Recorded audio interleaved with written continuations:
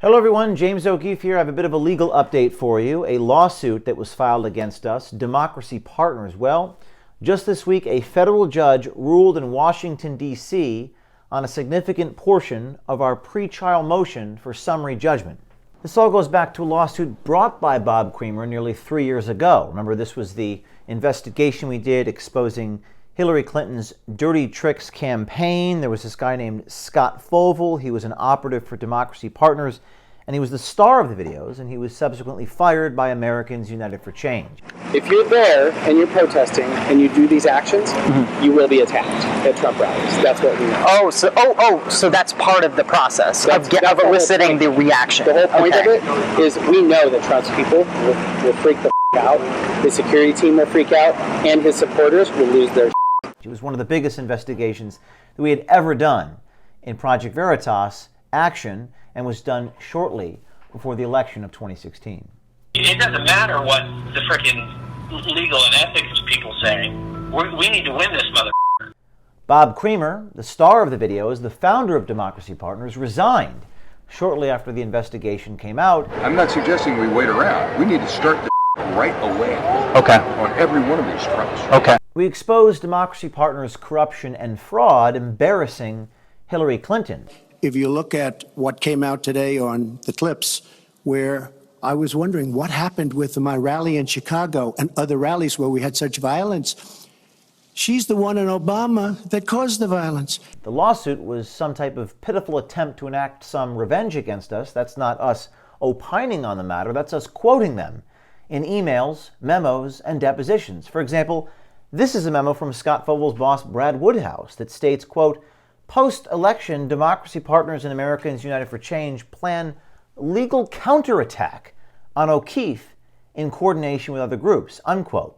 Creamer associate Lauren Windsor confirmed the conspiracy in emails we've obtained and also in under-oath depositions. Have you ever informed Mr. Creamer, verbally or in writing, that you have communicated with Mr. Wentz or his lawyers? I believe so. This is a pretty shocking story. People talking about suing us, having a plan to attack us, admitting they've been coordinating with all these plaintiffs in these depositions. This is really shocking. It's important to note they did not sue us for defamation, claiming that our report was not true, because they knew that it was true. That's why they didn't sue us for defamation. So what is their lawsuit about? Basically, they are saying our journalist who was undercover broke some laws. If we were the New York Times or 60 Minutes, this lawsuit would be laughed out of court. In fact, on the Teeter versus Veritas directed verdict that occurred in the spring, the judge actually said the following. That's why I keep running that Mike Wallace analogy through my mind. If you made this argument against Mike Wallace, would everybody in the room laugh? Therefore, for that reason, the defendant's motion pursuant to Rule 50 will be granted. If I have gotten this wrong, and the Fourth Circuit says that this is not what the law is, I hesitate to think where the First Amendment is going in this country. Judge Reidinger clearly cares about our democracy, but Democracy Partners, ironically named because it does not seem to be in partnership with democracy, is another story. So let's break down this lawsuit. Count 1 in their lawsuit claimed our journalists' actions constituted a, quote, breach of fiduciary duty, unquote. Fiduciary duty is defined as an obligation to act in the best interest of another party. For example, a corporation's board member has a fiduciary duty to the shareholders. Our journalist was a part-time, unpaid summer intern who never signed any kind of confidentiality agreement, not exactly a board member. Nonetheless, the original filing claimed damages of over $1 million in lost contracts. But last week, the court ruled saying Democracy Partners did not show evidence that they lost any money due to our investigation. Therefore, the fiduciary claim is not justified. And on the face of it, it's just ridiculous. I mean, suing a journalist for breach of duty? We don't have a duty to the people we're investigating. That's why we're investigating them. Count 2 and 3 claim unlawful interception of oral communications, essentially illegal recordings. Our journalist posed as an intern working in the Democracy Partners office in Washington, D.C. Washington, D.C. is a one-party consent jurisdiction, meaning it is legal to record a conversation if one party to the conversation is aware of the recording. No one else needs to know. That's the law. As long as I'm with the person that I'm recording, it's fully legal for me to record them. There was a long and profound history of undercover journalists secretly infiltrating organizations and covertly recording those conversations. Whether it's Geraldo Rivera or Mike Wallace, our journalist was following that tradition when she recorded Creamer and his cohorts planning and bragging about their Dirty Tricks campaign, including where the money is coming from and how that money trail is disguised. Scott Fogel breaks it down in that hotel room, talking about what he was doing. Bob Creamer telling us that it was all Hillary Clinton's idea. Hillary is aware of all the work that you guys do, I hope. The campaign is fully in it. And then they tell Hillary what's going on. Well, I mean, Hillary knows through the chain of command. Yeah. Again, this is a ridiculous charge, spurious, outrageous. We are going to win at trial. Count 4, trespass. Now this is a real piece of work. Democracy Partners said their business was private and that our journalist, quote, only gained access to the Democracy Partners office through the use of pretense, subterfuge, misrepresentation, and or concealment. Hold on a second. They gave Allison a key, but as evidence of how sloppy these Democracy Partners folks are, the judge ruled they can't claim trespass because they weren't actually the legal tenant of the property. But even if they were a tenant, the claim is paper thin at best. The 5th count in the suit is fraudulent misrepresentation.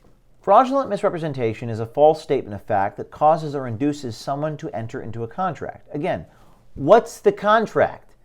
Our journalist was an intern. We are undercover, reporting on what they're doing. We don't have a contract with the subjects of our investigation. Our contract is with the American people to root out the waste, fraud, and abuse that we are reporting on. No contract, therefore no fraudulent misrepresentation. The 6th and final count is civil conspiracy. This is when 2 or more persons conspire to do an unlawful act. An injury is caused to another from the commission of that act. Basically, what they're claiming is that because our journalist used an alias and we knew about it, and then somehow it hurt Democracy Partners, there was a conspiracy. Good luck with that one. So the judge's ruling this week threw out 2 key counts and significantly chopped down the damages claimed by Democracy Partners.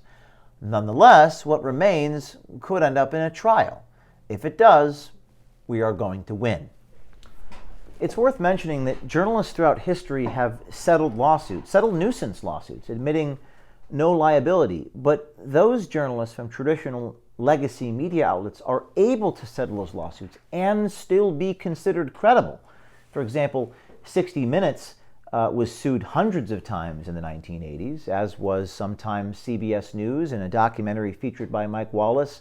Geraldo Rivera was a magnet for lawsuits with his investigative reporting. Those people can settle lawsuits and still be considered credible. Project Veritas has never settled a lawsuit. Project Veritas has won every lawsuit we've litigated, and we still get attacked for being sued. Something doesn't seem right. Our journalism is unassailable. Remember, we're the organization that overturned, struck down a 2-party consent law in Massachusetts on the grounds it's unconstitutional. Federal judge in that case saying secretly recording someone is a fundamental human right. We're the organization in North Carolina that got a federal judge, an Article 3 constitutionally appointed federal judge, to basically say that it's laughable, the arguments that the plaintiffs were bringing up against us, laughable, and issued a rare, directed verdict. I can't wait for the trial, and we can't wait to keep winning these lawsuits. If you sue us, we will win, and you will pay. Stay tuned.